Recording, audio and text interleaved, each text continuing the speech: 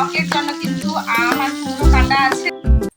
পয়লা মে বৃষ্টি হওয়ার পর এখন থেকে কিন্তু বৃষ্টির কোনো নামগন্ধই নেই। আর এত রোদ হচ্ছে এখন। আর কালকে কিন্তু মেঘলা ছিল, আজকে বা অল্প মেঘলা অল্প রোদ, কিন্তু রোদের প্রচুর তেজ। আর এখন বাজে দুপুর 12:30। আমি এখন থেকে আমার ব্লগটা শুরু করলাম। আমি কিন্তু সকাল থেকে স্নান টান করে কিন্তু রেডি। আর আজকে খেয়েছিলাম পান্তা। এখন দুপুরে রান্না বান্নার কাজ চলছে, মা ওদিকে রান্না করছে। আমি এখন যাব একটা দুটো তরকারির আনাজ করে দিব। তো দেখতে থাকো আজকে সারাদিন কি কি হয়। আশা করি তোমাদের ব্লগটা অবশ্যই ভালো লাগবে। এখন চলে এসেছি কিন্তু আনাজ করতে। আজকে কিন্তু মোচার ঘন্ট হবে আর মাছের টক হবে। কিন্তু বাপি বললো যে পুঁই শাকের চচ্চড়ি খাবে, ওই জন্য কিন্তু ওখানে পুঁই শাক রাখা আছে, যেটা আমি এখন কাটবো। আর মা ওদিকে আম কাটলো, আমের টক হবে। আর এখন গরমে প্রতিদিনই বাড়িতে আমের টক হচ্ছে, আর গরমে কিন্তু টক খেতে খুবই ভালো লাগে। তো যাই, আমি এখন পুঁই শাকগুলো কেটে নিই। মা ওইদিকে গেছে দোকানে, আর আমি কিন্তু এখন কিন্তু রান্না করতে বসছি। মা কিন্তু রান্না বসিয়ে দিয়েছিল, মাছগুলো নাড়বো।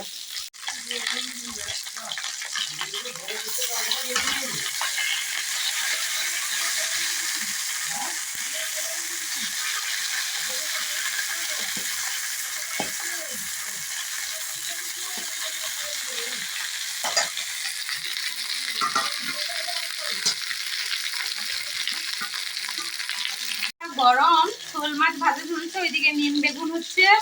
আর টকের জন্য কিন্তু আম আর কুমড়ো কাটা আছে। আর এখানে কিন্তু চুনো মাছ আর বাটা মাছ আছে, ওটাও রান্না হবে। আর পুঁই শাক তো কাটবো, চিংড়ি মাছ দিয়ে হবে। সকালে চিংড়ি মাছ নিয়ে এসেছিলো, ওগুলো দিয়ে কিন্তু পান্তা খেয়েছি। তোমাদের সাথে তো শেয়ার করা হয়নি, কারণ ব্লগটা এক্ষুনি শুরু করলাম। তো দেখতে থাকো। বাড়িতে কিন্তু মোচার ঘন্ট, টক আর নিম বেগুন হওয়ার কথা ছিল। যেহেতু বাপি পুঁই শাক খাবে বলেছিল, ওই কারণেই কিন্তু মা পুঁই শাকটা করছে। পুঁই ডাঁটা এনেছিল, অনেক নরম নরম শাক ছিল। মা বলল যে চিংড়ি মাছ আছে, চচ্চড়ি করবে, ওই কারণেই কিন্তু আমি কেটে দিচ্ছিলাম। আর এখন কিন্তু মগে জল ছিল না, আমি ড্রাম থেকে মগে জল গড়িয়েছি। আর টেবিলের উপরে আরও কয়েকটা মগ রাখা আছে, ওগুলোকে গুছিয়ে রাখলাম। লবণের কৌটো খোলা ছিল, সব গুছিয়ে গাছিয়ে রাখলাম। আর আজকে কিন্তু তরকারি হয়েছিল এখানে মোচার ঘন্ট, আর আছে কিন্তু পুঁই শাকের চিংড়ি মাছ দিয়ে চচ্চড়ি, আর শোল মাছের কিন্তু আম দিয়ে টক, আর হয়েছিল কি কাজ তো বুঝতেই পারছো হয়তো। আর এখন আমি ভাইয়ের খাতাগুলো বেঁধে দিচ্ছি, কারণ ভাই তো এখন ক্লাস 12-এ পড়ে। আর ওর অনেক খাতা দরকার, যেহেতু সায়েন্সে পড়ছে, মানে ওর 2 দিস্তা করে খাতা দরকার হয়। ওই কারণেই কিন্তু আমি খাতাগুলো কিন্তু সুতো দিয়ে বেশ ভালোভাবে খবরের কাগজ দিয়ে মলাট করে কিন্তু বেঁধে দিচ্ছিলাম। আর মা কিন্তু পাশে গরমে শুয়েছিল, ঘরের মধ্যে ঘুমোয়নি। আমি ঘুম থেকে এই মাত্র উঠেছি, আর কারেন্টও নেই। মানে আমাদের খালি কারেন্ট যাচ্ছে আর আসছে, গ্রামে ঘর হলে যা হয়।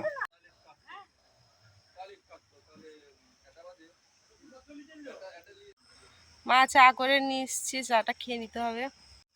একদম সন্ধ্যা হয়ে গেছে, আর আজকে আমার ঘুম থেকে উঠতে কিন্তু দেরি হয়ে গেছে।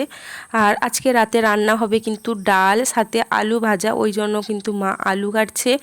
আর ওই দিকে কিন্তু গ্যাসে অলরেডি মুগ ডাল বসানো হয়ে গেছে, মুগ ডালটা সেদ্ধ হচ্ছে। তারপর মা কিন্তু পরে করেছিল কুমড়োর চপ, কারণ শুধু ডাল ভাত আলু ভাজা ভালো লাগবে না, ওই কারণে মা কুমড়োর চপ করেছিল। আর এখানে মুগের ডাল তো করা আছে, ভাত আছে।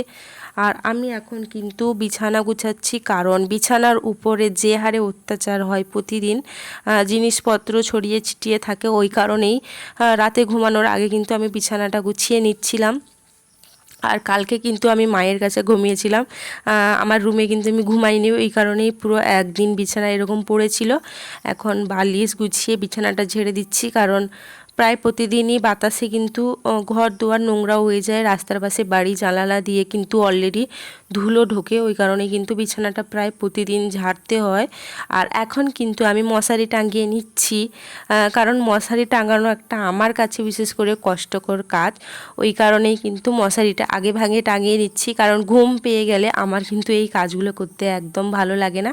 আর এখন মা চলে এসছে, ভিডিও যে অন করা আছে জানতো না, যেই বলেছে ওই জন্যই চলে গেছে। আর আমি কিন্তু প্রতিদিনকার মতো রাতে কিন্তু চুলটা আঁচড়ে নেই, কারণ আমার চুল প্রচুর পরিমাণে জট হয়। যদি চিরুনি না দিয়ে রেখে দিই পরের দিন কিন্তু আর চিরুনি করতেই পারবো না, এতটা পরিমাণে জট হয়। ওই কারণেই কিন্তু রাতে আমি চুলটা চিরুনি দিয়ে বেনুনি করে নিই, যাতে পরের দিন চুলে জট কম হয়। আর আমার কিন্তু বেনুনি করার পরেও কিন্তু চুল জট হয়ে যায়, এতটাই জট হয়। আর চুলটা তো অনেকটাই কেটে ছোট করে দিয়েছি।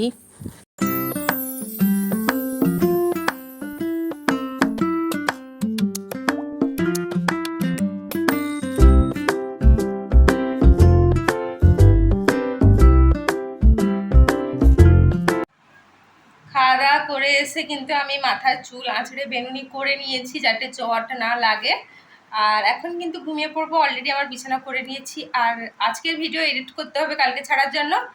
আর এই হচ্ছে আমার কাজ রাতের বেলায়। তো ভিডিওটা এই অবধি, ভিডিওটা আজকে বেশি বড় করতে পারিনি কারণ অনেক দেরি করে কিন্তু শুরু করেছি ওই কারণে। আর অবশ্যই ভিডিওটা দেখো, চ্যানেলটা সাবস্ক্রাইব করে দিও। Tata, good night.